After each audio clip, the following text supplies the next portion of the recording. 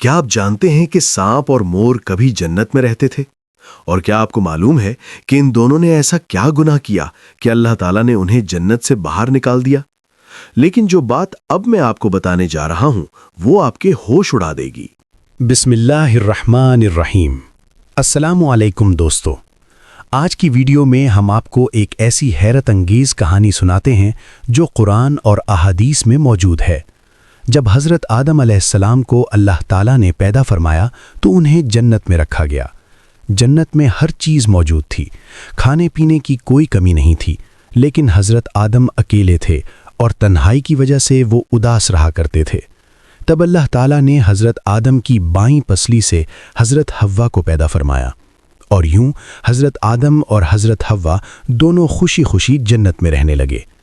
اللہ تعالیٰ نے ان سے فرمایا کہ جنت میں جہاں چاہو جاؤ، جو چاہو کھاؤ پیو، لیکن خبردار اس ایک درخت کے قریب مت جانا اور اس کا پھل ہرگز مت کھانا، اگر تم نے ایسا کیا تو ظالموں میں سے ہو جاؤ گے۔ اس وقت جنت میں سانپ اور مور بھی رہتے تھے، اور یہ دونوں جنت سے باہر بھی نکلا کرتے تھے، لیکن اس وقت کا سانپ آج جیسا نہیں تھا۔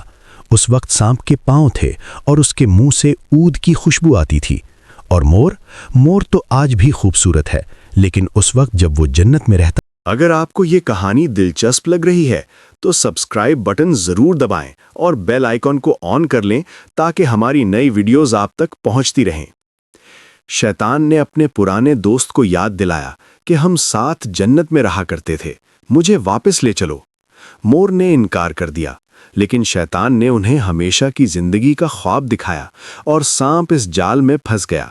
سانپ نے شیطان کو مشورہ دیا کہ تم میرے منہ میں بیٹھ جاؤ اور میں تمہیں جنت میں لے چلتا ہوں، اس طرح کوئی تمہیں نہیں دیکھ سکے گا۔ سانپ نے شیطان کو اپنے منہ میں چھپا لیا اور جنت میں لے آیا۔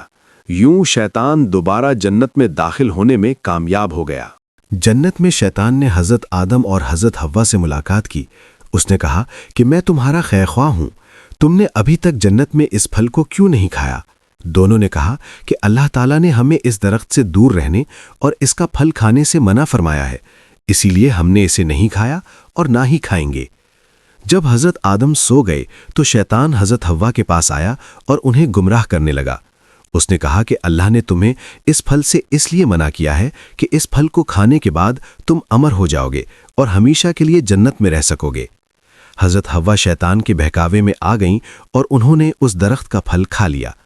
جب حضرت آدم سو کر اٹھے تو حضرت حوا نے انہیں بھی اس پھل کو کھانے پر مجبور کیا اور انہوں نے بھی وہ پھل حضرت آدم کو کھلا دیا۔ جیسے ہی دونوں نے وہ پھل کھایا، ان کے جنت کے کپڑے اتر گئے۔ اس وقت اللہ تعالیٰ نے ان دونوں سے فرمایا، کیا میں نے تمہیں اس درخت کے قریب جانے اور اس کا پھل کھانے سے منع نہیں کیا تھا؟ لیکن تم دونوں نے میری بات نہیں مانی اور اس درخت کا پھل کھا کر اپنی جانوں پر ظلم کیا۔ اسی وقت حضرت آدم اور حضرت حوا کو اپنی غلطی کا احساس ہوا اور انہوں نے اللہ تعالیٰ سے معافی مانگی۔ اللہ تعالیٰ نے انہیں معاف فرما دیا، لیکن انہیں جنت سے نکال کر زمین پر بھیج دیا اور فرمایا کہ زمین پر تمہارا خاص مقام ہے اور تم ہمیشہ زمین پر رہو گے۔ لیکن سانپ اور مور کا کیا ہوا؟ اللہ تعالیٰ نے مور کی وہ خوبصورتی چھین لی جب اس نے شیطان کو جنت میں لایا، اور جن پاؤں سے اس نے شیطان کو جنت میں لایا انہیں بدصورت بنا دیا۔ اور سانپ جس نے مور کو شیطان کی مدد کرنے کا مشورہ دیا، اللہ تعالیٰ نے اس کے منہ سے عود کی خوشبو چھین لی اور سانپ کے منہ کو زہر سے بھر دیا اور سانپ کی ٹانگیں چھین لیں، اور مور اور سانپ کو جنت کی اس خوبصورت جگہ سے ہمیشہ کے لیے نکال دیا۔ اب آتے ہیں چھپکلی کی طرف۔ دوستو، چھپکلی ایک زہریلا جانور ہے جو عام طور پر ہمارے گھروں میں پایا جاتا ہے۔ کچھ قسم کی چھپکلیاں بالکل زہریلی نہیں ہوتی، لیکن کچھ اتنی زہریلی ہوتی ہیں کہ اگر وہ کسی انسان پر اپنی زبان لگا دیں تو وہ انسان مر سکتا ہے۔ اگر آپ کو یہ معلومات اچھی لگ رہی ہیں تو لائک بٹن ضرور دبائیں اور ویڈیو کو شیئر کریں۔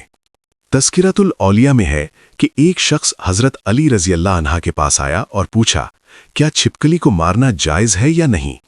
حضرت علی رضی اللہ عنہ نے فرمایا کہ رسول اللہ صلی اللہ علیہ وسلم نے چھپکلیوں کو مارنے کا حکم دیا ہے، کیونکہ یہ حضرت ابراہیم علیہ السلام کی آگ پر پھونک مارتی تھیں۔ چھپکلی وہ حضرت آدم علیہ السلام کی تخلیق سے لاکھوں سال پہلے اس زمین پر بہت سی چھپکلیاں تھیں، اور یہ لاکھوں کی تعداد میں بڑھ گئیں۔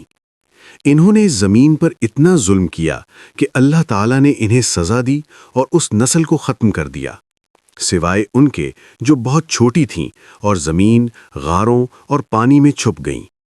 وقت گزرتا گیا اور انہوں نے اپنے اندر حسد اور نفرت کو چھپا کر رکھا، حضرت آدم علیہ السلام کے زمانے تک۔ پھر شیطان نے اس نسل کو یہ باور کرایا کہ تمہاری نسل کو حضرت آدم کی وجہ سے ختم کیا گیا۔ تب سے اس نسل کی مخلوقات انسانوں سے نفرت کرتی ہیں اور انسانوں کو نقصان پہنچانے کی کوشش کرتی ہیں۔ اسی لیے رسول اللہ صلی اللہ علیہ وسلم کی بہت سی احادیث میں چھپکلی کو مارنے کا حکم ہے۔ ایک موقع پر آپ صلی اللہ علیہ وسلم نے فرمایا کہ اگر کوئی شخص پہلی ہی ضرب میں چھپکلی کو مار دے تو اس کے لیے 100 نیکیاں لکھی جاتی ہیں، دوسری ضرب میں کم اور تیسری ضرب میں اس سے بھی کم۔ اللہ ہمیں نیک اعمال کی توفیق عطا فرمائے۔